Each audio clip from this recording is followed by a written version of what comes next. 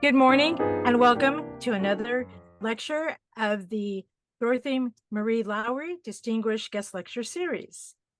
And just as a reminder, students, you can always ask your questions and submit your questions in the Q&A function down below throughout the talk. So this week we have Dawn Winters, and I'm actually going to just read a wonderful introduction that was passed on to me, done by the mayor of Napa. Here we go. I'd like to think of Don as a guy who made his living in hotel rooms for 51 years. And yes, he has extensive background in the hotel industry. Yes, here it says, yes, he has been a global hotel and restaurant consultant for more than half a century. Don is a graduate of Cornell University's acclaimed School of Hotel Administration. Don is also a professional humorist and has performed all over the world. And he and his wife, Catherine, are world travelers. He has been a leader of many charities throughout the Bay Area and currently serves on the Land Trust Finance Committee and the Salvation Army Board and the Guardsmen of SFSO San Francisco. Dawn has spent the last 20 years diligently researching the Napa lodging industry and has found and documented more than 700 lodging facilities that operated in Napa County since 1849 to the present. So please welcome consultant, humorist, Napa County lodging historian, Dawn Winter. How is that, Dawn? Excellent. Great start. And thank you, Chancellor Rodriguez Morris. To you all, happy Friday morning. And let's get right into it. Let's see, I'm going to share.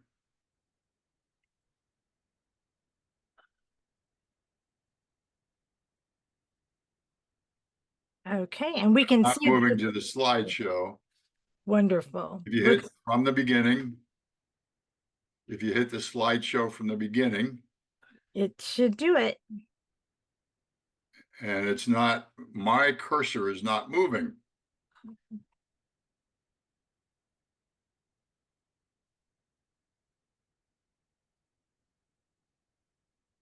Says we're scaring. If you could bring your cursor to the upper left-hand corner. By the way, folks, I am coming to you almost live from the grand lobby of the historic Napa Soda Springs Resort. This photo was from about 140 years ago, Grand Hotel. There's your cursor. I see it moving. Now it's moving. Okay. So, as you heard, Napa County has been home to more than 700 hotels and resorts since the very beginning. The very beginning was 1849. Now, the first building in Napa was the Empire Saloon, not surprisingly. It was hurriedly built in the middle of 3rd Street. And the following year, the second building in Napa was the Empire Hotel. So yes, we've had hotels since the beginning of Napa, 1849. Now, why is Napa so special? And the first thing I'm going to show you is pretty astounding, and many of you haven't realized that. But if you pull up a Google map of the entire world, and you put in Napa, well, I'm going to before I get into that, this is too good. I'm going to go back. This is my wife and I from a lecture we gave just last week. My historic costume just arrived. We're in one of the grandest buildings in downtown Napa, the Native Sons of the Golden West. So she asked me if I was going to wear the costume today, and I said Zoom doesn't work that way. So look, you pull up the map of the world, you put in Napa, guess what? It's the exact center of the world. Who knew? And in fact, if you put in Napa County Historical Society, you will see that we are the very center of the entire North Bay.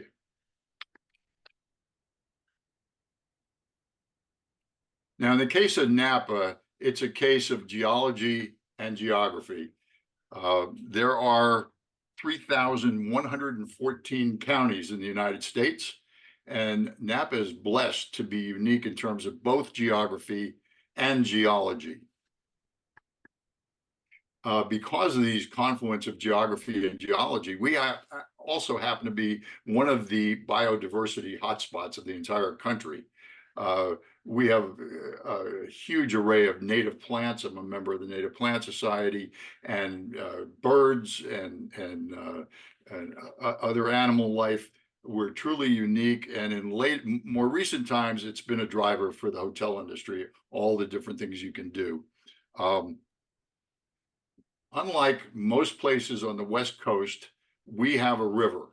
The settlement of Western United States depended heavily and concentrated around ports and rivers. And you have to go all the way up the coastline before you can find a port and a harbor like San Francisco Bay. And then we have the major rivers. It was the only way to get around initially. So we had the Petaluma River, the Sonoma River, the Napa River, which actually Napa used to be a yachting capital, believe it or not. And we have the Stockton River and the Sacramento River. So trade and commerce and travel focused on the rivers. That's part of the geography. Now, we are blessed in terms of our geology and the geography. The mountain ranges give us a temperate Mediterranean type climate. Mayacamas Range, the Howell Mountain Range, the Vaca Range. We are on the 38th parallel. What else is on the 38th parallel? Portugal and Greece. And in fact, the 38th parallel is where the Korean War came to a temporary truce. I actually lived on the DMZ at the 38th parallel in Korea for 13 months. So I'm quite familiar and comfortable in anywhere in the world on the 38th parallel.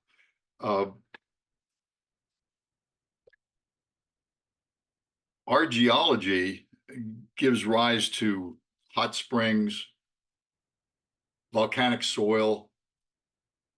We, as a county, we were known for some very beneficial mining attributes. We had major gold deposits. We have major silver deposits. For those of you who have come to Napa County, Mount St. Helena had a major silver vein strike in the 1800s.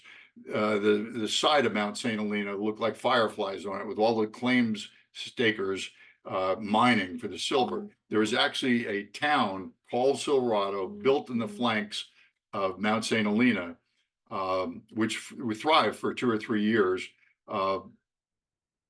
until the vein played out. But there was a hotel, a bank, a store, lodging, cabins. In fact, the famous author Robert Louis Stevenson honeymooned with Fanny from Oakland, a married woman that he ran away with and traveled with her for the rest of his life.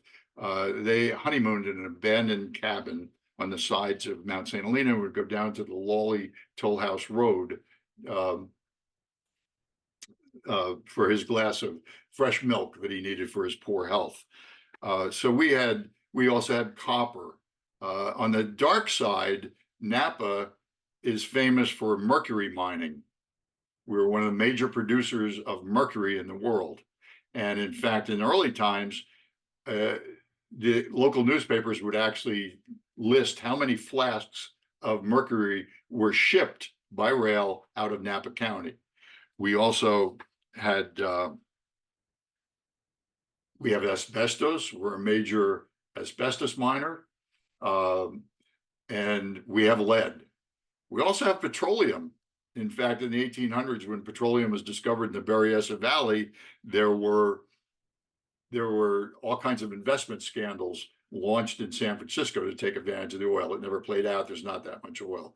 But Homestake Mine actually mined the gold in northeast Napa for hundreds of millions of dollars worth of gold.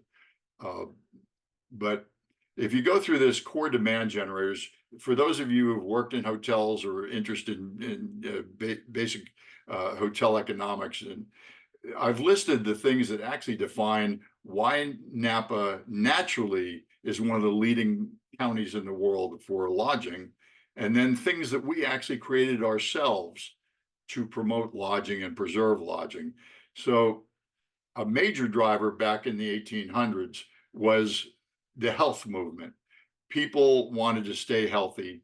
They science, medical science especially, was kind of iffy and not too well advanced, but people knew hot and heat could cure aches and pains, and certain minerals were necessary, and altitude. Think about all the people who lived in San Francisco in the 1800s. Tens of thousands of horses. It smelled, flies everywhere. It was cold in the summer. You know, the old saw, Mark Twain said the coldest winter he ever spent was summer in San Francisco. Well, they needed to get away, and many would venture up to Napa for their recreational and lodging purposes. And it was believed, many of our resorts were on the hillsides. It was believed that altitude is a major health benefit. We had fresh food because of our soil. Anything grows here.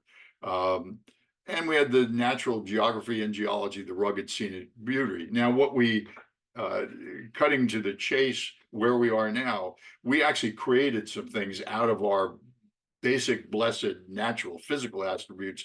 We created a health culture that was back in from about 1852 until the 1920s, when California prohibited false health advertising, and every health resort claimed they would cure anything, and their waters would cure anything. Because of folks like, after the Judgment of Paris, our wine culture created the new renaissance, the boom. We've also spent a lot of time on preservation and heritage marketing. People more and more want to have a history experience as part of their travel.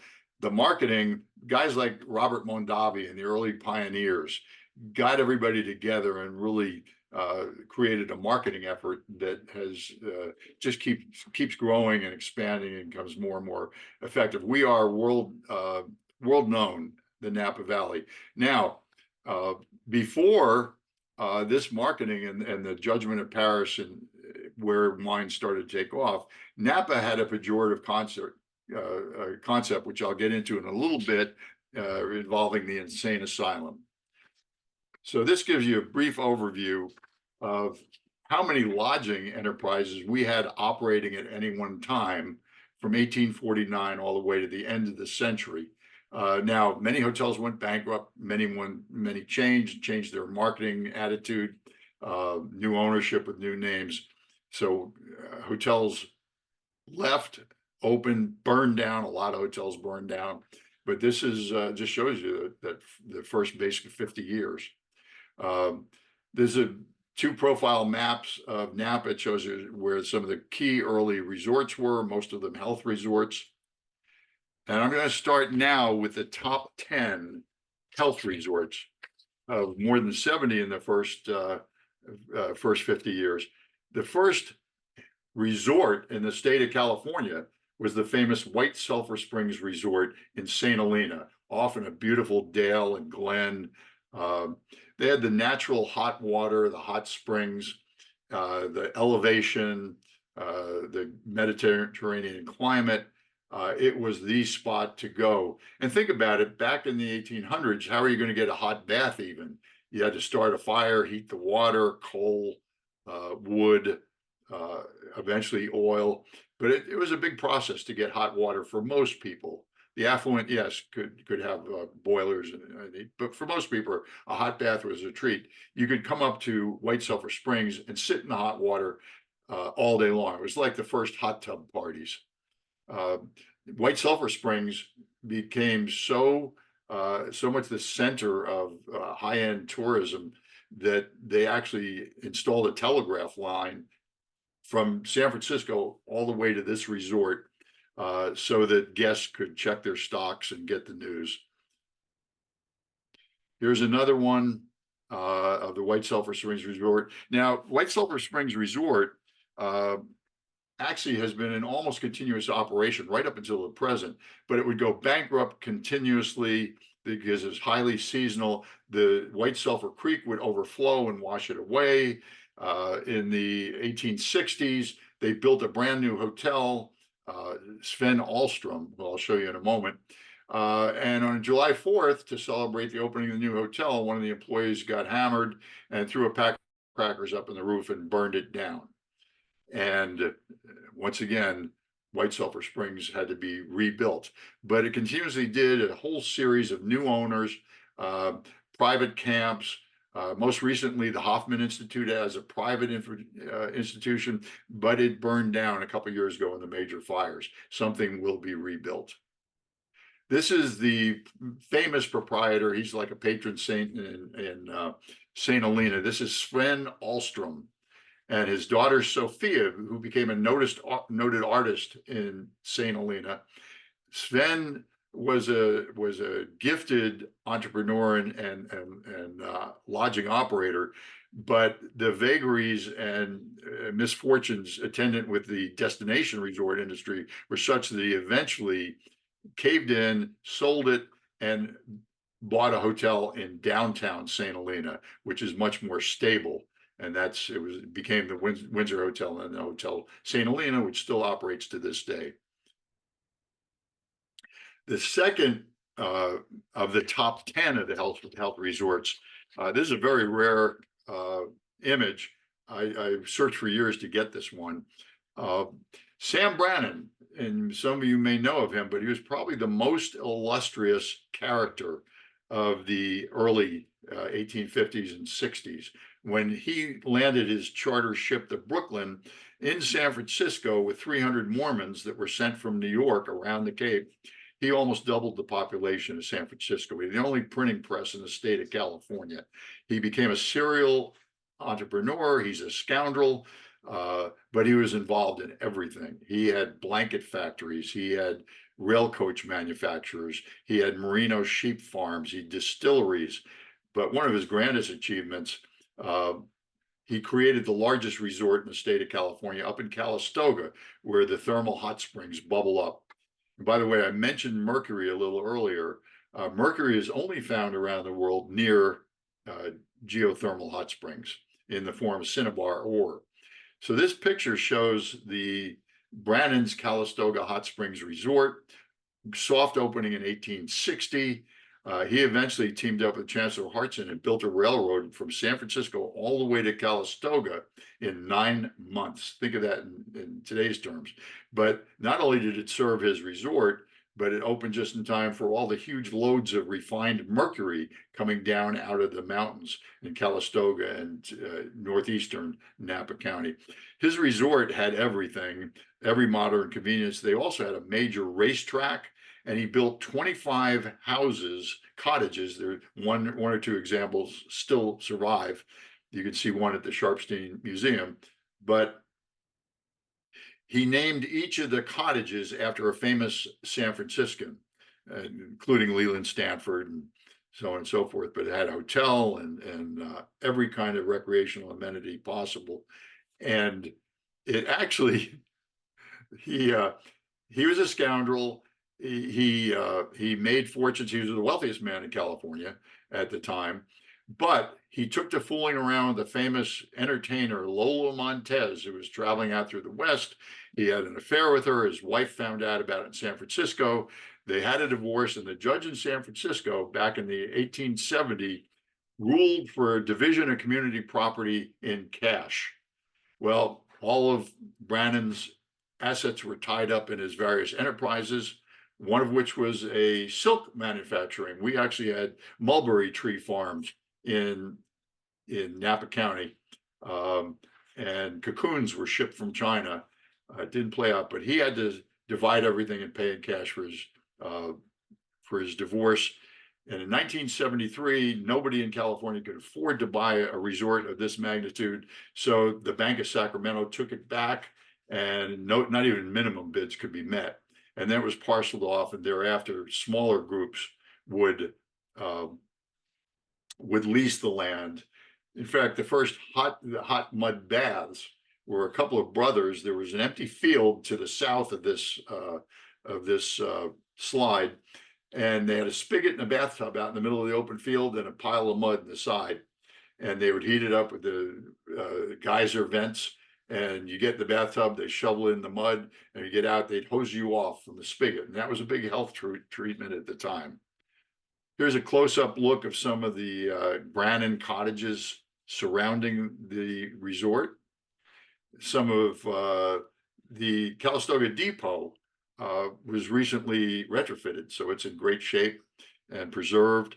But he had everything going. He named, the story goes, there's no definitive, but he was in his cups one night and trying to name his vast acquisition in northern Napa County. And he wanted to say that this will become the Saratoga, famous health resort in upstate New York, of California, Saratoga, California. Instead, he said, this will become the Calistoga of Sarifornia, and thus the name stuck. Nobody knows if that's true, but it's a great story. I hope you buy into that. So the next resort was the Zemzem Resort up in the northeast corner of Napa County. This is the Zemzem Falls. Now, nowadays, for the last couple of decades, people call it Zimzim, but the actual real name is Zemzem Falls. This falls goes all the way down to the road north of Buda Creek near Lake Berryessa. And at the foot was a spring that had the world's worst tasting water, and people would flock from all over. There was a Zemzem Springs oasis in Arabia, and it had foul-smelling sulfurous waters, and so they named the resort after that. It was also a Pony Express stop and a post office, and it actually was in business from 1864 to 1900, so that's 37 years. Unfortunately, I have no images or photos. I've spent, well, over 20 years, I've looked for a rendering of the actual Zemzem Resort, and I can't find anything, but I'm sure someday something will fall into my lap. Okay, the health aspect. Napa, as I showed you in the original summary charts of the demand generators for Napa County, health was the big driver. People came to Napa County and spent days, weeks, usually sometimes months, to try and regain their health and preserve their health. And one of the first health resorts was Edwin Angwin's Health Resort in Angwin, up in the flanks of the Howell Mountains. It opened in 1875 and closed in 1909. But people came here in droves. And the interesting thing about Angwin's is the Seventh-day Adventists, a noted religious group and famous for their healthy lifestyles. In fact, those of you down there probably know Loma Linda in the Blue Zone series has been designated as the healthiest city in the United States, and that's the Seventh-day Adventists. But they acquired Angwin's Health Resort and made it into Pacific Union University, which still stands and thrives to this day. The next classic, the Etna Springs Resort. It's the longest running resort in Napa County history. It ran for 98 years before it shuttered. Then the Moonies took over. And during the 70s, I was contacted by the Moonies and the landowner. Moonies leased it to represent them as an expert witness in a trial involving lease violations. And I just didn't see how any good could come out of it. So I declined the effort. It fell into decline. This sign is still here, the Etna Springs. This Winship, one of the famous buildings. It's falling into disrepair. Various groups have bought it in the attempt to preserve, redevelop, and it's a costly enterprise. They eventually built a little 9-hole golf course, which still exists. But its origins are quite dark. Chancellor Hartson, the probably Mr. Napa, who was involved in everything, owned a mercury mine on that site. And when the hot waters caved in the mine and began bubbling over, and people started coming in wagons and bathing in the hot mercury water, he said, oh, this could be a good opportunity. And he converted it to a hotel. There was a little boarding house across the way, and Bridgman's, and she would take care of these people, feed them as they camped and soaked. But eventually, he started building and leased professional management and created the fabled Etna Springs Resort. And he died in 1892. And his advertising agent from San Francisco, Len D. Owens, one of the most famous marketers and con men P.T. Barnum bought it because nobody else could buy it. He had an inside deal because he marketed the famous Napa Soda Springs water, which were sold everywhere around the world.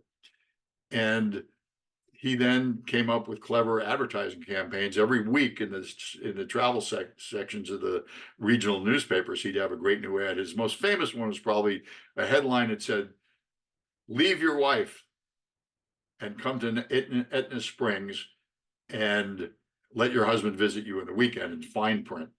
And that was circulated. Now, Lindy Owens had a daughter who was kind of a headstrong young lady and way ahead of her time. And at 17, she eloped with one of the guests. Her name was Frances Marion. And then she dumped him. And then she eloped with somebody else. And she was married about 3 times. And he disowned her. And then she got engaged to a 4th time for marriage to a Bohemian named Pike. And the front pages of the newspapers in the Bay Area excoriated her and said that this famous socialite was foolish to marry her. And in fact, he was. But she went down to Hollywood and became one of the most famous Hollywoodites. She was a screenwriter, and Mary Pickford and all the celebrities hung out with her, and she wrote the screenplays. Became quite friendly. So Lindy Owens, when he realized his estranged daughter was marketable, reconciled with her, and then started bringing his daughter up here, named a building after her, and there was another boom in business. This is a dining hall in the early 1900s, and 110 degrees in Polk Valley, but you still would wear a jacket and tie to lunch and dinner in the unair conditioned area. Next up, this is the greatest story. So in 1878, Atwater and Kellogg, some health enthusiasts and health movement organizers, Kellogg out of Battle Creek, bought the land at Crystal Springs and created the Rural Health Retreat. That's what it was known as.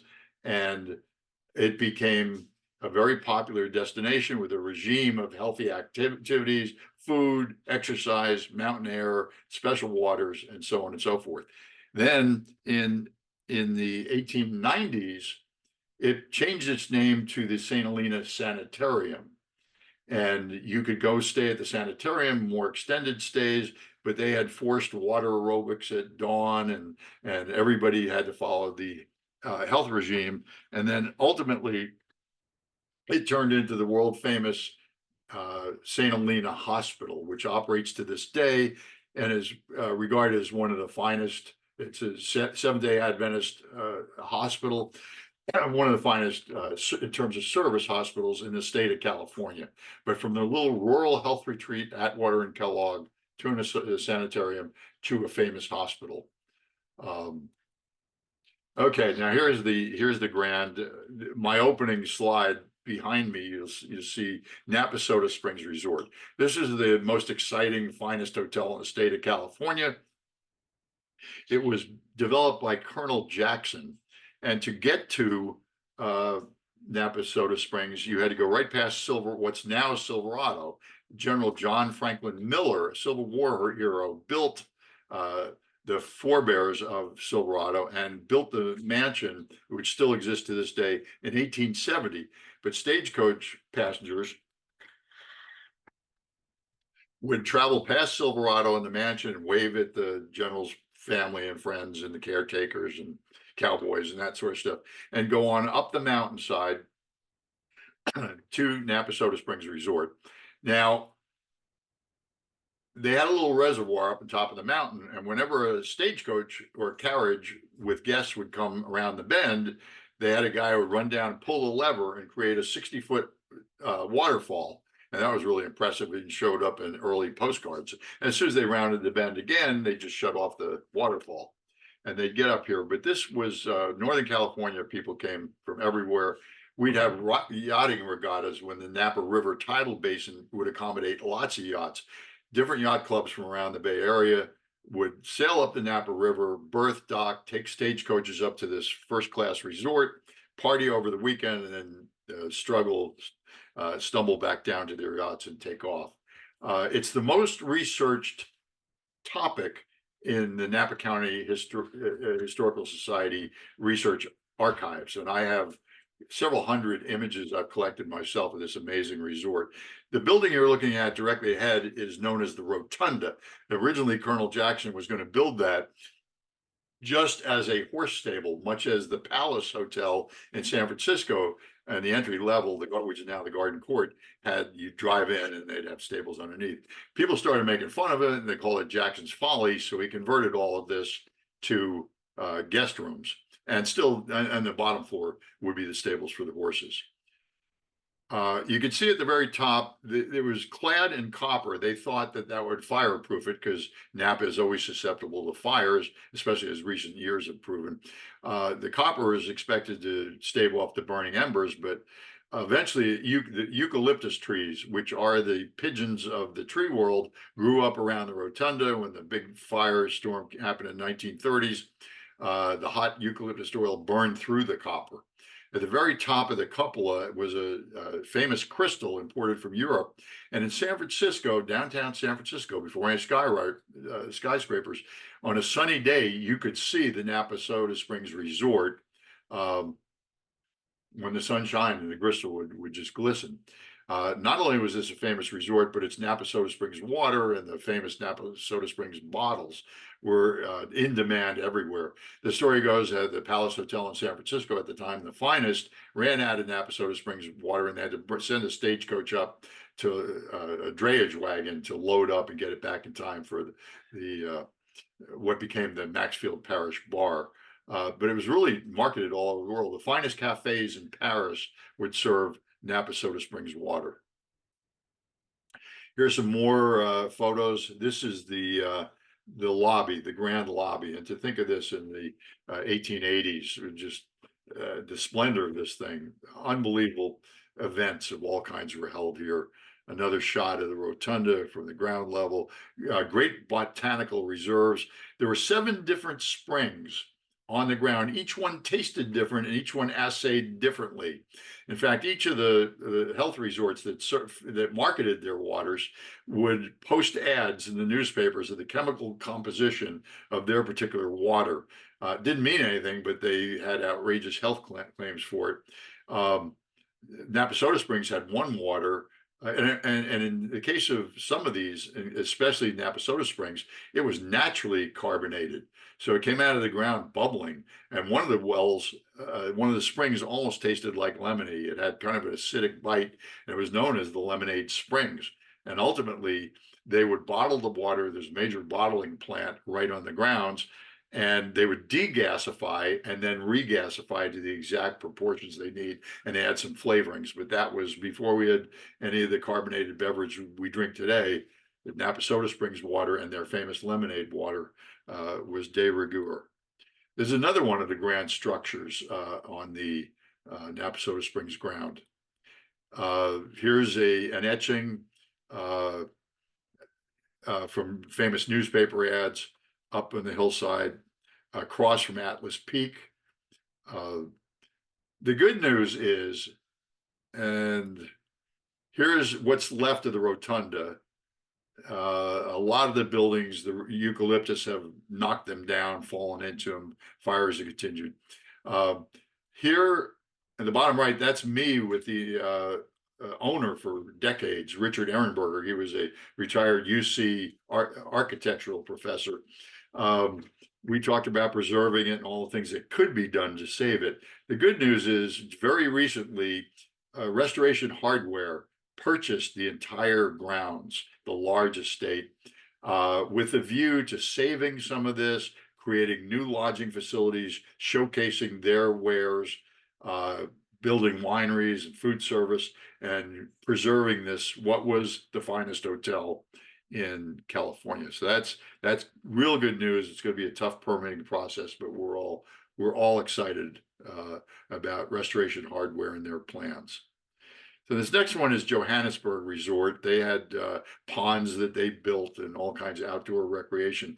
Not only did they treat you in a healthy fashion, but they had exercise programs. You could hunt, hike, bicycle, uh, outdoor sports activities. I selected Johannesburg because it was like a number of the others, only it had a longer succession. But we had dozens and dozens up in the hillsides. This is the famed Walter Springs Resort, and this image recently came to light. Very recently, it came into the Napa County Historical Society collection. Now, I had given lectures in the past. It went from Walter Springs opened in 1881, finally closed in 1977. And it had a run in 97 years. Remote, almost nobody knew about it, but it was a great hideaway. The springs were healthy towards the top of what's now Lake Berryessa. But when I would give my lectures in the past, occasionally, Brother Joseph of the Sufi sect, which took it over, operated it, and bottled the water, he would come to my lectures, and twice he extended a gracious invitation for me to come inspect. But unfortunately and regrettably, I was world traveling and pleasure and business, and I never got to do it. It was one of my key things to actually walk these grounds, see what survived, and just recently, in the most recent fires, the thing burned down. So another priceless relic of our ancient resort industry has bit the dust. Finally, Samuel Springs Resort. It operated from 1887 to 1946. This is a more modern, more and more people would come in their automobiles, and they would, there were hotel units and cabins and platforms that you could raise your own tent.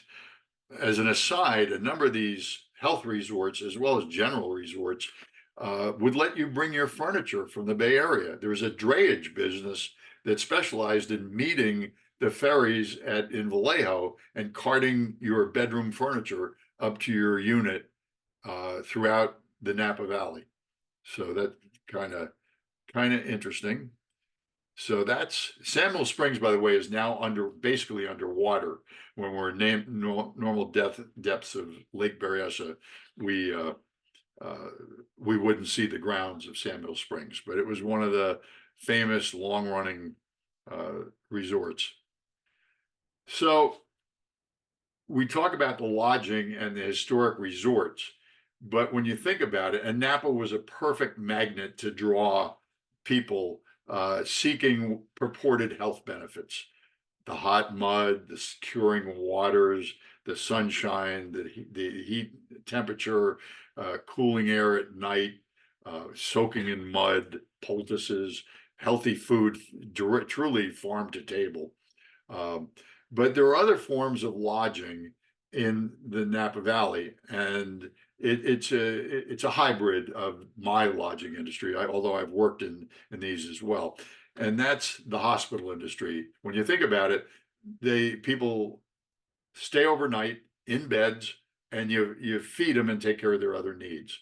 So the dynamics of the business are very much and similar to the lodging industry. Here we have the Veterans Home. It opened in 1884. California veterans came there, and it's the largest veterans home of its type nowadays. Beautiful architecture then, and they kept expanding. They have a softball fields there. The veterans play. They have the 1,000+ seat Lincoln Theater, a golf course. And it's a great, wonderful institution that's operated continuously up in the outfield on the western flank. If you get a chance to tour and you're touring Napa, don't just go to the wineries. Check out the famous Veterans Home. There's another shot of the gazebo and the Veterans Home. As an interesting aside, my wife's father in the 60s retired from the military and became chief medical officer for the Veterans Home. So his commute was through the back roads of Napa Valley to the Veterans Home. Now we have the world famous insane asylum. And I mentioned earlier, and I'll get to it right now. The insane asylum was selected for Napa because of the attributes I mentioned before. It promoted a healthy lifestyle. However, it carried a pejorative frame for Napa right until the 1980s, because it was the insane asylum. And if you did anything silly or foolish or stupid or crazy, people throughout California would say, "We're sending you to Napa." That's how Napa was known. As an aside, Napa was all fruit orchards. There were some wineries, but it never played a major role. It was never, from the beginning, wine was not the dominant force. In fact, in the 1800s, early 1800s, wheat was our primary export and product, and hops. And we had a lot of beer making. Hotels did not advertise their wines in general because there were only a few good wines. The rest was for ethnic groups in the city and local consumption for those groups. But Napa was thought of, the word Napa brought the stigma of the insane asylum. It wasn't until the rocket pad launch of the wine industry that we became known as the wine capital. So this structure, the original insane asylum, was known as the castle. And in fact, a lot of architectural critics describe this as probably the most important architectural structure outside of San Francisco, or at least one of the top three. And it was magnificent. Unfortunately, in the 1900s, fearing earthquakes, they knocked all of this down. And it took them 3 weeks to do, which proved that there's no need to knock it down. But that's the way it was. But can you imagine this? You drive by, it still operates now as the Napa State Hospital. The other thing, interesting about this is it was based on work therapy. Everybody that was committed and admitted had a job to do. On site in the vast acreage, they had a dairy and a butcher shop and a brick kiln and leather shops and a crematorium and vast farming fields of all kinds of crops. Everybody had something to do and everybody had to work, and that was part of their therapy. It was basically self-sufficient as a major edifice. Right now, it employs now 2,300 people, and it's smaller in scope as to those incarcerated. But yeah, it was really for its time. In fact, the insane asylum, the state hospital is now opening its own museum in one of the Luther Turton buildings, magnificent building as you enter through the main gates. And the Napa County Historical Society, through our executive director, Shelley Smith, and our research director, Kelly O'Connor, are guiding both teams through how to put together a museum and how to showcase stuff. So that's going to be really interesting. Those of you at Saddleback that venture up here before too long, it's an amazing story, and you'll see some of the artifacts, some of the lobotomy machines and Thorazine stamps and the stuff that they used to practice. So this is a Napa institution in all kinds of ways. I'm going to leave the politically correct. I'm not going to point out anything, but I will leave this up for a while so you can figure out if you have any of these things that could have gotten you admitted to the insane asylum in the early days. I know I've sometimes had gathering in the head, and I think carbonic acid gas would do it. And jealousy and religion, who knows? But this is who got into the insane asylum. I hope some of you are laughing out loud, because in the early days, newspapers not only printed the names of hotel and resort guests, but they would print who was admitted to the insane asylum and for what symptoms. Heebie-jeebies was one of my favorites. So this is, in fact, we noticed when you come to our Dr. Smith's amazing exhibit in the Goodman Library on First Street in downtown Napa, when you come up, we notice people will spend 10 minutes in front of this. And now I actually have research note that I followed. There was a prominent judge in San Mateo County, and his wife and her lover conspired to get him committed. And so he was committed for 2 or 3 months. before he was able to engineer his own legal release. And he repaired to the famous Mount Evans resort up in the side of Atlas Peak Mountain, and plotted his return and his revenge. So this is kind of fun. And now I found this image on the left-hand side, I found probably 15 years ago. And anytime some group asked me to come give a presentation, I slip this in just because it's so interesting. And the caption, which is not shown here, but the caption of this newspaper photo was, "Inmates at the insane asylum board wagons to be taken downtown to observe the annual fireworks display." And that's how it was at the insane asylum. They had therapy, work therapy, doctors, nurses, medicines, what they did the best they could. But they would go out, and in fact, they would serve as staff because a lot of social organizations would hold their events and their grand balls in the heart of the castle of the insane asylum, and the inmates would serve them and interact. On the right-hand side, this is just typical of, small town Napa, but this is what would happen at the insane asylum, 4th of July, and all Napa residents were invited to partake and celebrate at is now the Napa State Hospital. But these are some of the events that you would find in a historic incarceration institution like the insane asylum. So yeah, I do encourage you to visit the insane asylum down the road when you visit Napa. So the question arises, how did Prohibition affect Napa? And people always think, oh, it must have crushed the lodging and resort industry. It must have been terrible.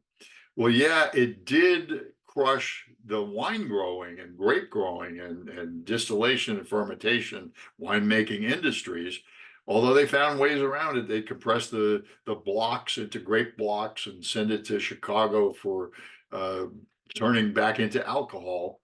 But the fact is, for the resort industry, it didn't have much of an impact. And the primary reason for that is that Napa was a wide open county. So we had all kinds of speakeasies and gambling dens, and we had a major copper distillery in the heart of downtown Napa, making all kinds of booze. And most of the resorts would have their illegal booze.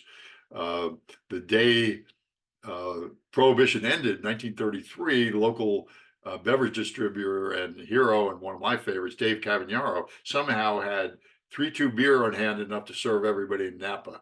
Just appeared out of nowhere. But the fact is, travelers would come up to Napa on the weekends, stay overnight, and drink at the speakeasies, and then load their trunks with booze, and then go back home. So our resort and hotel industry wasn't as affected as you might have think. Notwithstanding, the small wine industry was severely hurt. Now, Napa withstood World War I, Prohibition, the Great Depression, and then World War II. And none of those had huge impacts on our lodging industry. Notable. I'll wind it up with an imagery of how that worked. Now, the Great Depression, yeah, people didn't have the disposable income that could have otherwise afforded resorts that affected all levels. A few resorts went out of business, and they attributed it, in my research, to the Depression.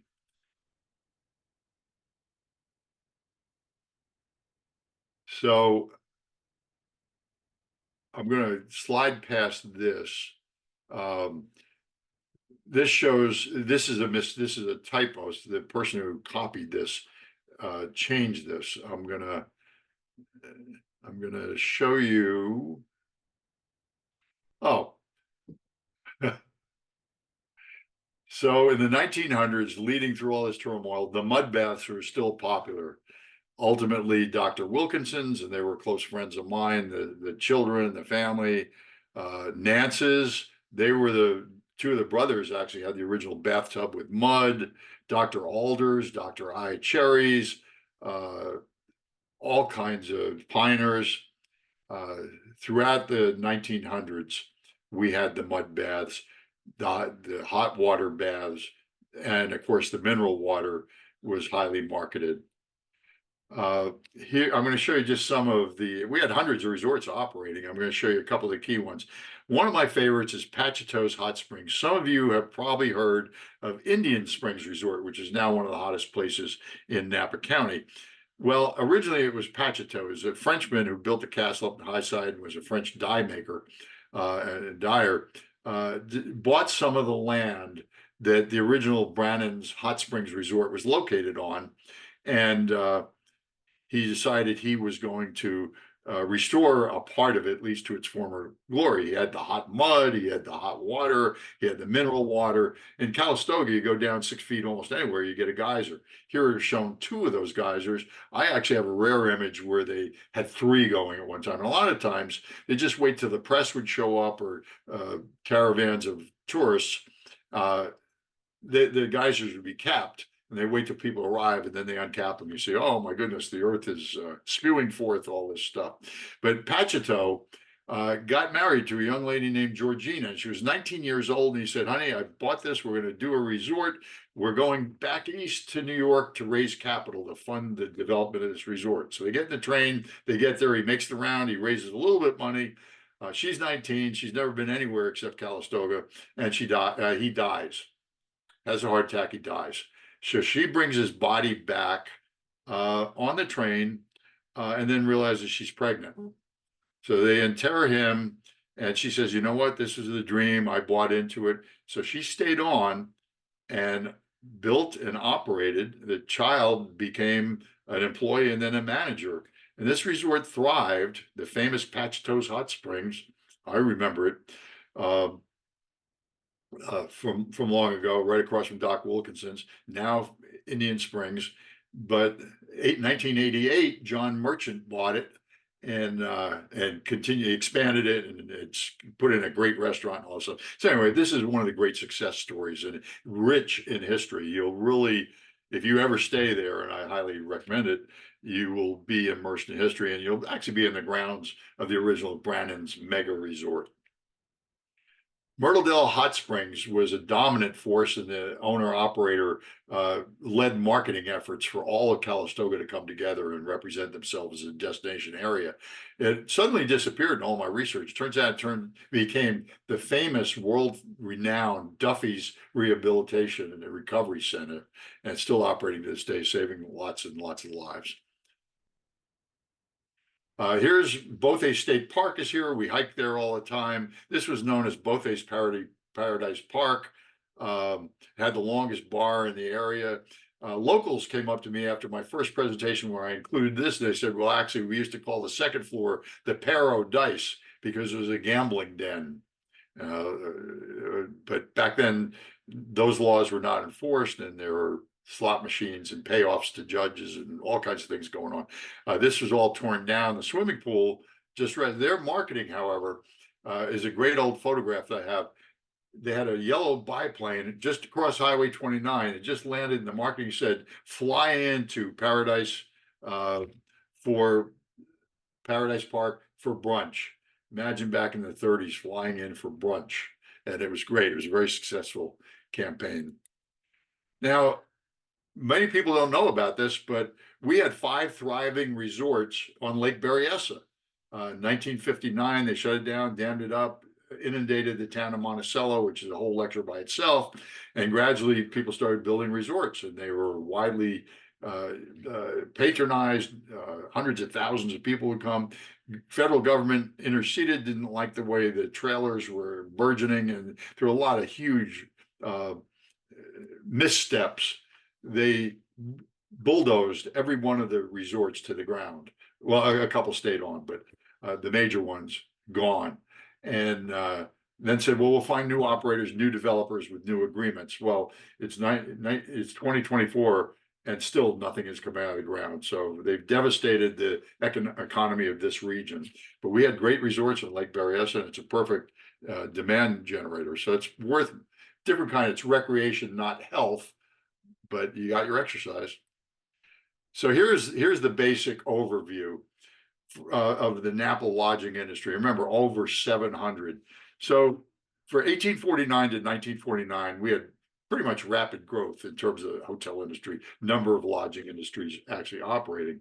And then we actually didn't have a downturn until the end of World War II in 1950 to 1980. Napa became a blue collar town, hot, dusty, didn't have an image that would suggest new resorts or upscale lodging. So it was a 30-year period. I talk to old timers who say, where do all these hotels come from? And I say, son, you're not old enough to know what it used to be like, because this is just nothing but resorts and hotels. And then 1981 to 2011, where I stopped this particular database, that was our renaissance. And then finally, I'll leave you with this.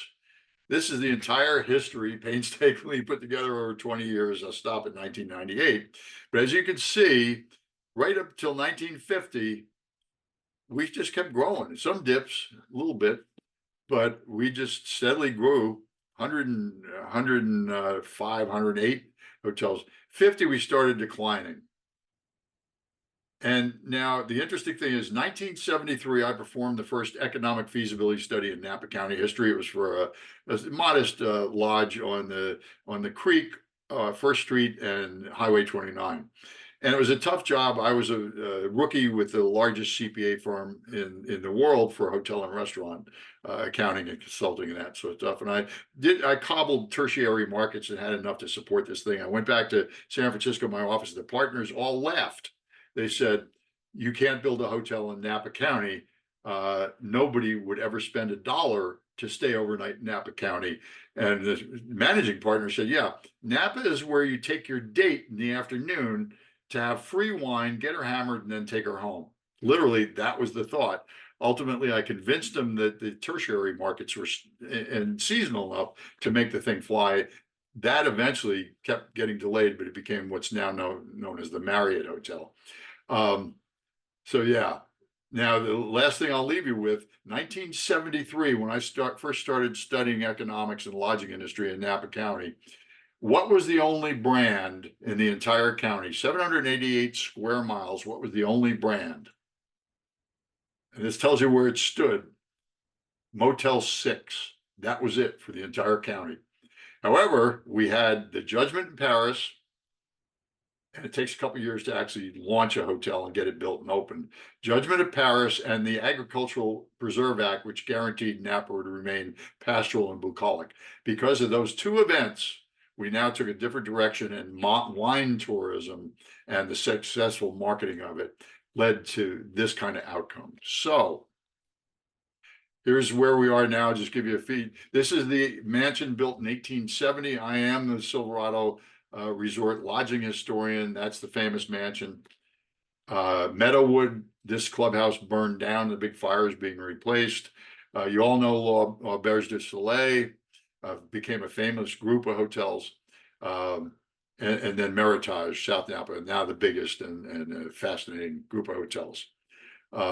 We just opened the Four Seasons Resort. Who would have known? From only a Motel 6 to all these grand hotels.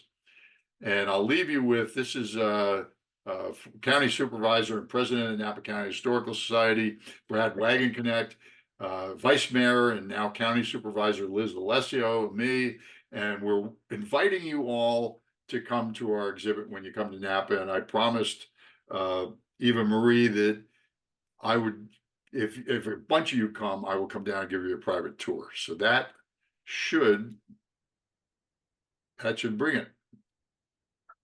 And I'm going to stop share. Whoa. Excellent. Give me one moment here. All right. Well, thank you so much, Don, for that very insightful journey into tour. Well, I guess not really tourism, because it was more health related, right? On the idea. Okay. we have a request, and I'm going to say perhaps if you don't mind to send. Actually, you know what? A student wanted to have a list of the reasons for the admission into the Napa State Hospital. And actually, I have a copy of that because that was a photo that I took when I went to see the exhibition myself. I So, would have bet, $1 million somebody was going to ask for that. In yeah. fact, most of them wanted that. Well, I mean, it is. It's just amazing. In fact, one of the questions I wanted to ask is, um, did the parties, I mean, they would have to go to court, right, to get somebody admitted, or was it an easier process? They could get a doctor refer, and it was fairly. It's not like nowadays. It was easy to maneuver someone in. Uh, Right. And even a justice of the peace could say for her own health, or some of the constabulary should say, you're going to Napa. Well, I know one of the reasons was reading a novel, which I found rather humorous as well. Um, so let me start off by asking, first of all, do you have a favorite historical resort that you would have liked to visit back in the day if you could have picked any one of those that you've studied? It would have been White Sulphur Springs, just being the first and most glamorous. And even to this day, even with the burned down structure, it's just an incredibly peaceful brook and glade and dell, and yeah, you could soak it in hot waters, which was a really big deal. It helped St. Helena's burgeoning economy. It just, and famous people all went there. You'd meet interesting guests. So yeah, it would probably be White Sulphur Springs Resort. Now, the one I'm particularly invested in is Napa Soda Springs Resort, and hopefully Mhm. restoration. It's been probably managed for insurance people. You couldn't visit. Napa teens for literally decades would sneak in and drink, and unfortunately there would be a lot of vandalism. But Napa Soda Springs is where local Napa teens would, hang out. But that was so grandiose and elegant, and the functions they held there. So maybe someday all of you will get to see it when Restoration Hardware finishes its work. So how long was so I can imagine if people were coming from all over the country, they would come in through San Francisco. So how long would the journey be to get to these resorts? Because back in the day, it was probably dirt roads and curvy roads. Speaking of dirt roads, in 1901, when Highway 29 was a dirt road, we had quite a few resorts, and there's a letter to the St. Helena Star of a lady complaining about too many carriages on the road of hotel guests. So some things never change.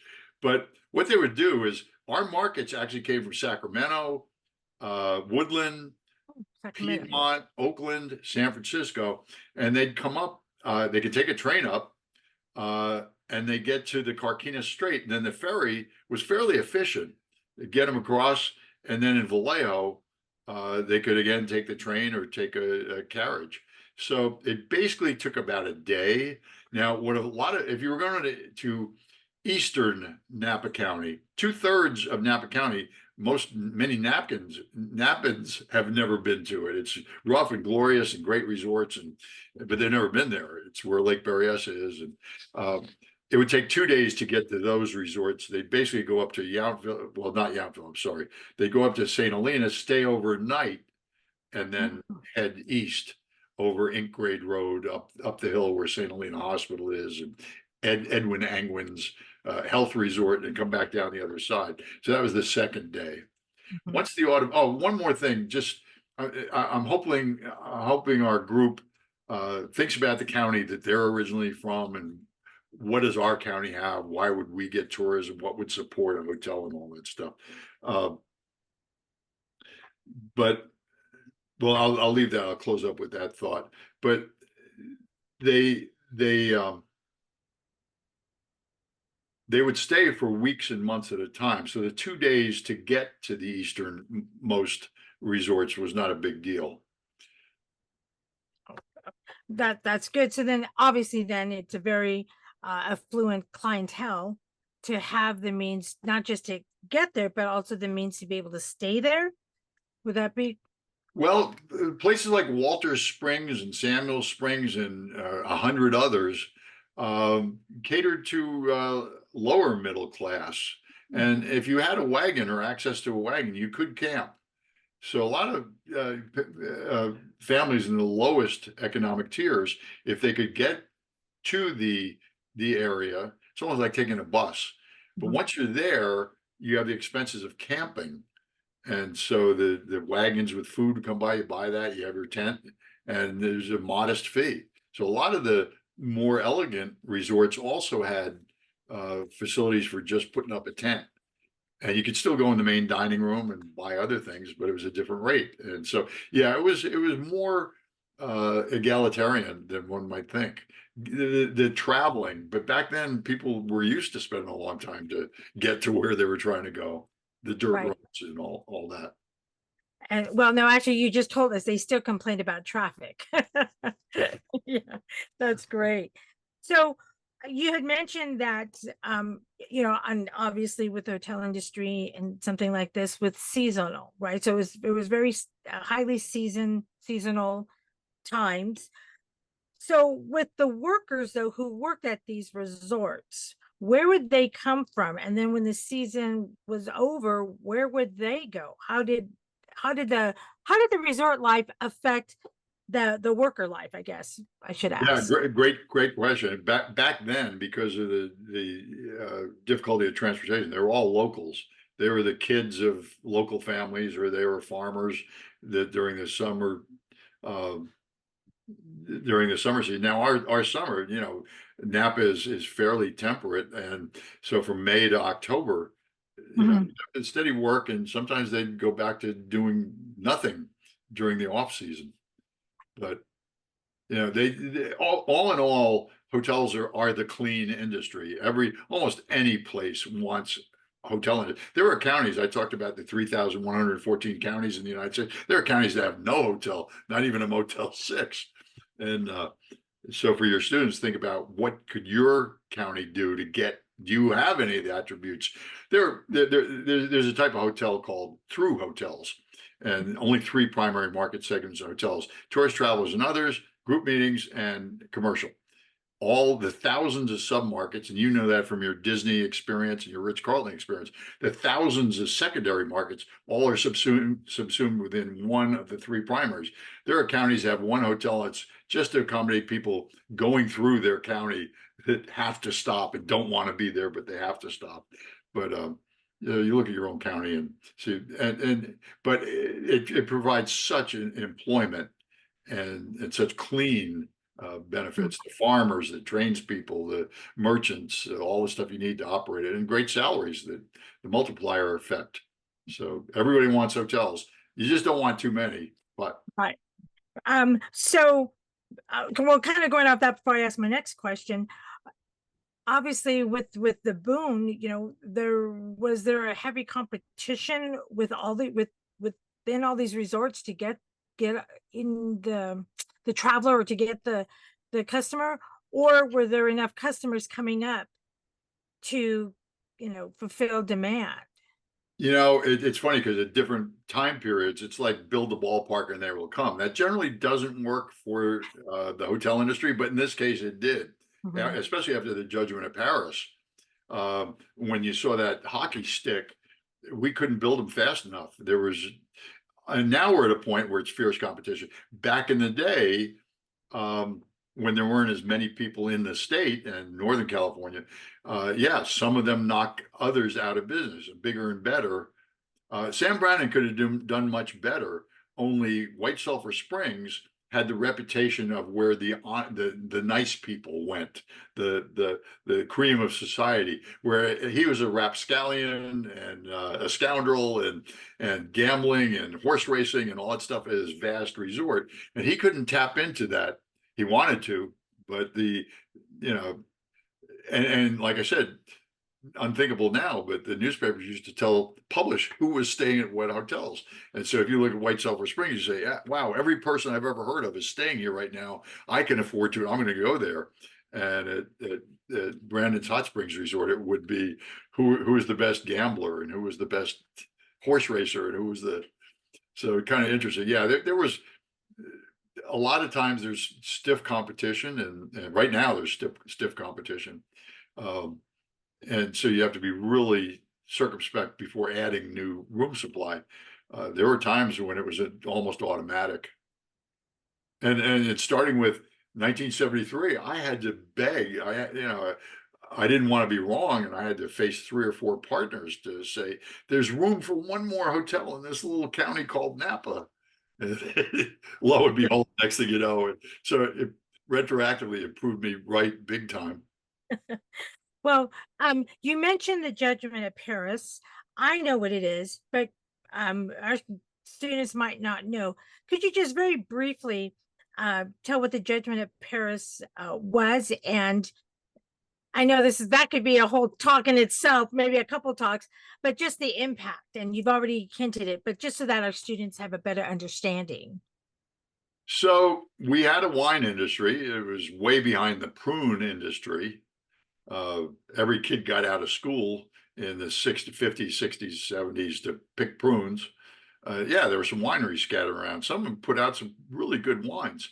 So in 1976, they decided that they were going to take the best French wines and blind taste, compare them to some submitted uh, samples from Napa County, Chateau Montelena, and a number of the other. Uh,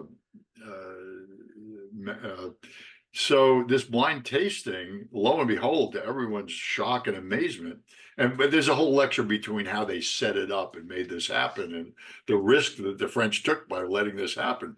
But when the results came out, local entrepreneurs just promoted the heck out of it because the Napa wines beat the aristocratic, famous French wines in quite a few categories. And all of a sudden, for the first time ever, there's a place in America that that's producing great high quality wines that are every bit as good or better than the finest French wines. And it's kind of interesting. I talk about the marketing. To keep this going, we have to engage in all kinds of sophisticated marketing, new kinds of wines and different experiences when you come here, things added onto your wine tasting and all that stuff. When we travel around the world, there are all kinds of places around the world that are having wines comparable now to Napa County. So we beat Paris, we beat France, but we go to Chile, Argentina, Israel, New Zealand, South Africa. I was at South Africa at Stellenbosch about a year ago, and I was telling the people I was with, this is Napa 300 years before Napa existed. I mean, that's a deep-seated wine industry. So yeah, competition is cutting into us. So we got to market. We can't rest on our glory. But the judgment of Paris literally kicked off this whole new tourism opportunity, and the investment of capital into the hotels are the most expensive and complicated form of conventional real estate. So they're capital intensive business and a management intensive business and a marketing intensive business. So to get something in here, all because of the judgment of Paris. Otherwise, we probably, and if we hadn't had the Agricultural Preserve Act, we would look like a third cousin to San Jose, Santa Clara County. You look at an aerial view of Santa Clara County. When I started doing consulting down there, it was nothing but fruit orchards. And I started adding hotels and more and more and more. And ultimately, it's just endless houses. Napa would have looked the exact same because the demographics exactly like.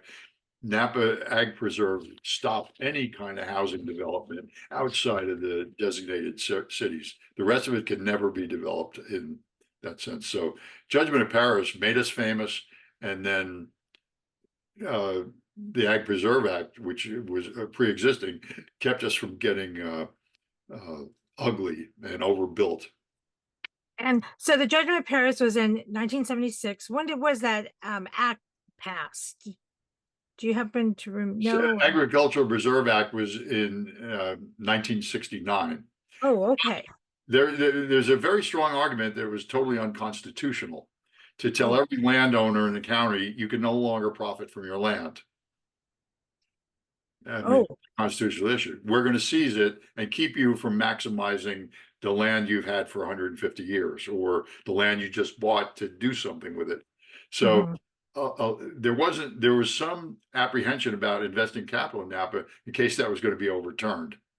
got Nobody it. ever brought it to the Supreme Court. So, for those who live in the Napa County now, uh, it's great. It's beautiful. It's always going to be beautiful. You can't mess with the Agricultural Preserve Act, but its origins are somewhat tainted. Yeah, thank you.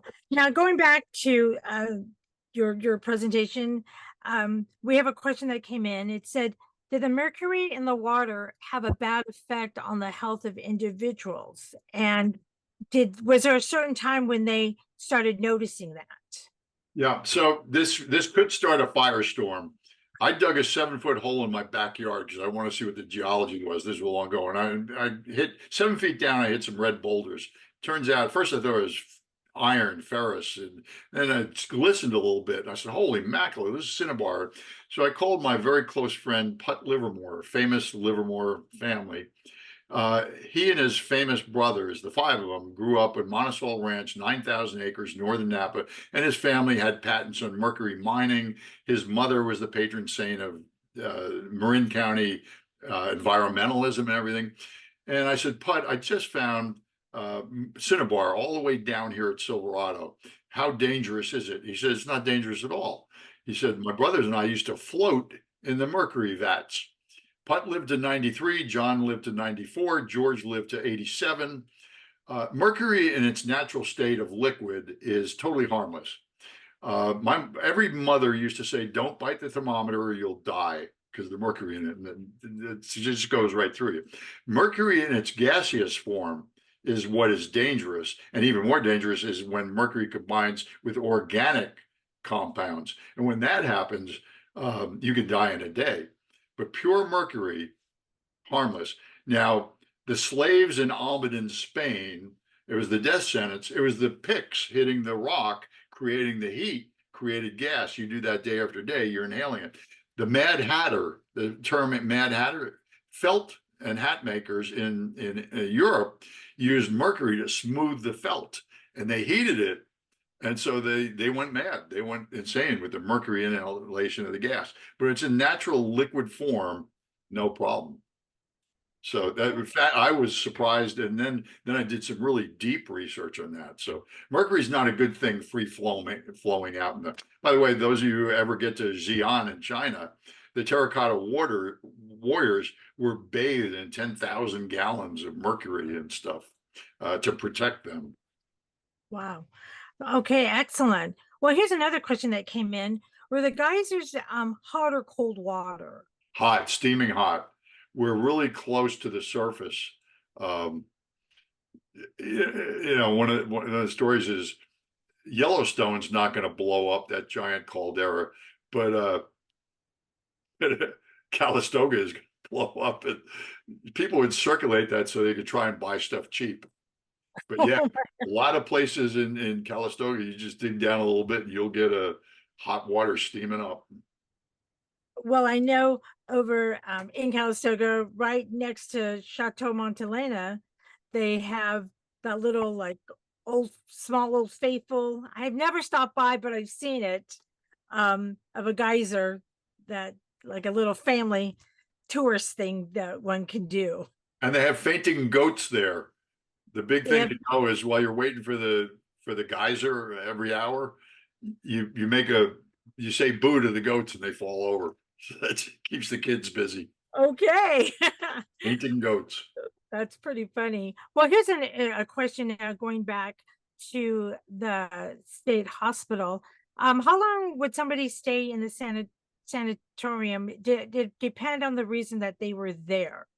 So it's easy to get in, it seems. Was it easy to get out or was it hard to be released? You know, once we finished with the museum, and I think some of the research will give us better insights. A lot of that is closely held, but Ah, there were some state institutions where they needed to keep people to um, they need to maximize for the royalties, the stipends, the government contribution for their keep. So people who should have gotten out was they couldn't afford to lose that income stream. I have a case in St. Helena where a woman named Rose Pellegrino would take guests into their hotel, which is now a brand new hotel, and then when they couldn't pay, she'd ship them off to some facilities where they paid her a kickback, and ultimately she was indicted and went to prison. But Oh so my. yeah. Oh my. It seemed like everybody was trying to make that extra buck. That's for sure. So let me see. Okay. How did the growth of the resorts, and I think I mentioned this already a little bit, but how did the growth of resorts affect Napa as a town? In the chart you showed us, where it was that decline, I guess from the 50s to the 80s. But prior to that, especially in the height of all these resorts, how did that affect Napa as a town? Okay, as a town, originally people didn't even know that there was a downtown Napa. So from the 70s on, even until fairly recently. I testified a couple of years ago that since 1933, the town of Napa didn't have a first-class premier hotel. And in fact, when I testified, I said there are three things to tell you about the quality of any town: their courthouse, their city hall, and their premier hotel. And we have a really funky, horrible city hall, so everybody laughed. And our courthouse is historic, but they took a lot of the turrets and all that stuff. And I said, and since 1933, no premier hotel. They knocked down our fine, elegant hotel in 1933 to put a gas station on the site. Now this new hotel is coming in. And so now we've added a bunch of hotels, and yeah, we have an influx of tourists. A lot of locals say it's too expensive. So it's great for the transient occupancy tax funds everything. And people sometimes forget that. You want your roads repaired, it's for the guy. We often say that tourism, nice people who you probably would like come to your town, say, thank you, I love you, isn't this wonderful? Here's all this money. You put it in your, we'll pay it into your treasury, and then you spend, talk about a golden goose. But a lot of people don't realize that. Now, it is a fair statement that some of the enterprises, retail shops, are high end, and it shuts out some of the lower economic, but it's basic supply and demand. Those places will rise up outside the city limits and around the periphery and that sort of thing. So the demand is still always going to be met, but it's just downtown is no longer local third, fourth, fifth generation, unless you come to the Napa County Historical Society. We're very friendly. Yes, very friendly in the old library. And I was sharing how my dear friend's mother, he remembers going there as a child, and his mother would have reading hour. That was her volunteer. She volunteered there for years. Excellent. Thank you for that answer. I was also going to ask about, well, actually, let me go back to the student's question. How is Napa addressing concerns about chemical additives, pesticides, etc., in winemaking today? Do you have any insight? Just as a interested citizen, we know it's now increasingly a marketing advantage to say that you're organic or pesticide free and that sort of thing, or dry farmed, even with concerns over water. So there's a movement in that way. But yes, yeah, I get my blood tested and I'm high on certain things, and that's because I live in the Napa Valley. We're living with that, but over time, there's an economic advantage, even though it's more expensive to go organic or pesticide free. Well, and it's interesting because earlier you were saying about, with Napa and downtown and how it's kind of now priced out for the locals. Because I do know that you go to certain parts of the Napa town itself, that it's for the tourists, right? The seasonal person that comes in on the weekend. And then there's the other Napa, for the locals go, where you have the market and the Target. And even an In-N-Out burger, you know, the area I'm talking about, for sure.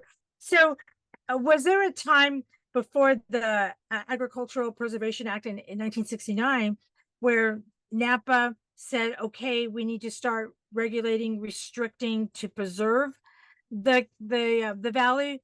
Or did it really start first with that? Because you had mentioned briefly of Restoration Hardware buying that property, but yet it's going to be a very difficult task getting all the permits and all of, you know, everything to build. Or is it going to be a difficult process? It's I going to mean, be incredibly difficult. Just governmental administrative requirements. I mentioned Sam Brannan and Chancellor Hudson built a railroad from Napa to Calistoga. That's about 30 miles. They did it in 9 months. The things you can do if there's no government involvement, it speaks for itself. I have a guy up in St. Helena, spent 34 years trying to get a permit for a small lodging facility in St. Helena. 34 wow. years, locals objecting and environmental and this and that and the other thing. It's something of this magnitude. And then locals don't want the hotel, and they're talking about sewage and road and fire safety and yada da da. It takes forever. So yeah, building a hotel nowadays is really tough anyway. Yeah. So, but I think again, it becomes economics and marketing. They get enough people on the side of preserving this historic. Most people don't know about Napa Soda Springs. And it's one of the things we're trying to do is let people know, because I've spent, 24 years here trying to get it preserved somehow. Every 3 years, a developer from somewhere else will call me and say, hey, I've heard about this place. What do you want to do? And I'd give them some guidance of what's involved, that nobody's ever able to pull it off. For Restoration Hardware, it's a natural. Mhm. So, Well, here's another question that just came in. How does how does the mainstream hospitality industry in Napa feel about Airbnbs and the like? well, it's horrifying from an industry perspective, because the hotels uh, subscribe to so many strict guidelines, and uh, the Airbnbs are, like kind of pop up enterprise. To the extent they don't pay the transient occupancy tax, guests often don't know what they're paying transient occupancy tax, but you add 20, 30, $40 onto the lodging tab just for tax that the guest doesn't know about, and then Airbnb opens up and they don't pay that. Um, and the other thing, Airbnbs can say we have a month lease, but the people only stay for 5 days; they don't have to pay, and that's kind of a scam that we've investigated around the country. Um, yeah, it's all of a sudden you have an unlimited competition supply. Mhm. I personally, my wife and I stayed at Airbnbs around different places in the world. I just stayed at an Airbnb in Dubai this past December. I stayed at an Airbnb in Dubai, right by the Burj Khalifa, the world's tallest building. I thought, wow, thank you, Airbnb. Well, I know, and talk about marketing, I just think back to a commercial that I've seen on TV where they say, why stay in a hotel in 5 different rooms with your friends when you can get into, you know, like an Airbnb? I don't know if it's for Airbnb or the other one, Verbo. I think that's the name of it. In any case, so they're marketing, you know, now, uh, to that. Another It's question. effective. Yeah, absolutely. So another question that came in is, how is the water shortage affecting Napa? And back in the day, did they ever, or have you found research of any concerns about water shortages that happened? Not until recently. We have deep aquifers, and my buddy Putt Livermore has 60 million gallons a year rights to pump from his ranch Montesol, North Napa. There's a lot of deep water. Yeah, the vineyards take a bunch, but it replenishes from the mountainsides. We are on water rationing, but that's more for show than actual disaster. Uh, and cyclical droughts, we have to plan for that. Lake Berryessa is finally full. It's 1 inch below spilling over the glory hole. So that'll last for a couple of years. And then all of a sudden we'll be in disaster mode again as far as the reservoirs. So here's another question that came in. what is the student wanted to know the ethnic breakdown for the Napa region during the time of the Great Resorts. In other words, you had mentioned previously that the workers were like locals, but were there other ethnic groups that came in to support the resort industry? Napa, the ethnic groups, well, the settlers who actually built. By the way, I did a lecture once on just the women innkeepers. A lot of women back in the day when you weren't allowed to do anything, they were actually running complex resorts. Their husbands would drink wine and play the accordion in the porch, and the women do all the other work. But yeah, we had a large Italian, Swiss Italian group, a huge German immigrant population, Irish population, obviously English. Um, Came in different waves, and so they would run different resorts. There was even a couple of Jewish resorts in Napa County. Um, so yeah, the workers were the people who came here. You know, back then you had large families, so everybody could work. Mm-hmm. Yes, everybody would work for sure. And so you also mentioned the mining, because that's something we don't really ever associate, especially Mount St. Helen. Oh, okay, I'll keep it quiet. So I guess was there do you have stories of perhaps like somebody making it or hitting it rich and then going into the resort business in the area, or would they just tend to take all of that outside and take it back to their respective homes? Yeah, yeah, a number of people, they would make money from the mercury mining and then Oh, invest in diversify, as we say. oh, excellent. But we Ex- can't talk about the mercury too much. In fact, you just think about so much of the public believes that mercury is, you know, to sell and get investors to revive Etna Springs Resort, which is everybody's dream with that still standing architecture. If the word got out, I mean, it's part of you don't have to tell the original history. They do their own diligence. right. We don't broadcast that. But I was thinking more about, because you had mentioned silver mining, and I think a little bit of the copper mining. I was talking more about those that might have made it, struck it rich, with those mines. Did they keep the money or It, keep the it resources was in more Napa? consortiums like Homestake Mining, Got it. big corporation with the wherewithal to create the massive capital infrastructure investments. Um, I can't think of a single person that it's not like the Comstock mine, and I study those guys, and that's big money. That's real money. In Napa, there just wasn't enough. And in Napa, the gold is such fine. You're not going to pan for gold, and you're going to have giant settling and filtration to the silver, yeah. And it was big time, but nobody made enough. They reinvested it in Mount St. Helena, and then the whole town collapsed, and it became abandoned once the vein ran out. Yes, Oh, people got rich off mercury mining and asbestos mining. By the way, I showed you the slide of Zemzem Resort and Falls. If you hike that in the summertime when the creek's dried up, you can often find dried asbestos. The first time I went there, I thought it was moss. And then I held it up with my hiking stick. I said, geez, that's the tiny little asbestos fibers coagulate when the water slowly drains off. And what happens is when you get a high flood and a raging creek, it'll eat away the creek banks and expose the asbestos, and then it gets into the water. And same with cinnabar. That's how they first found mercury in early Napa. All this red stuff that was exposed in the creek bank. Whoa, this is cinnabar. This is mercury.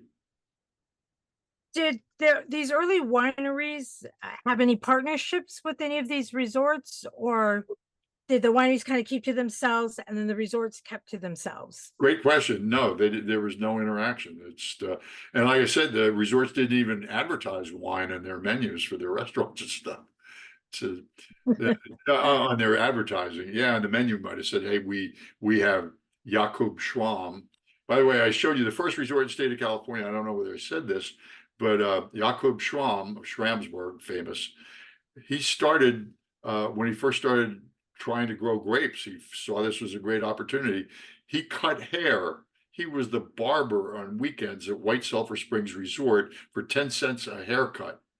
And he saved all those dimes, and that let him buy more land for viticulture. So, yeah, but there were the interaction. Yeah, the hotel industry funded him dime at a time. I'll have to remember that. Oh, that's great. That's great. Well, one person did ask, and then I'll close up with a final question. We had another student, is there a homeless problem in Napa today? Is there a what? A homeless problem. Yes, yes. I actually work in a number of organizations addressing the homeless problem, recovery centers and sober living environment houses and that sort of thing. Yeah, it's a big problem. Yeah. And I think But much we have a better approach than many other places to what to do about it and help to those who want it. We have some great caring government and individuals to help those who want to be helped. Excellent. Thank you. So I guess our last question, and again, I just want to thank you for coming today and giving us another perspective of the Napa Valley.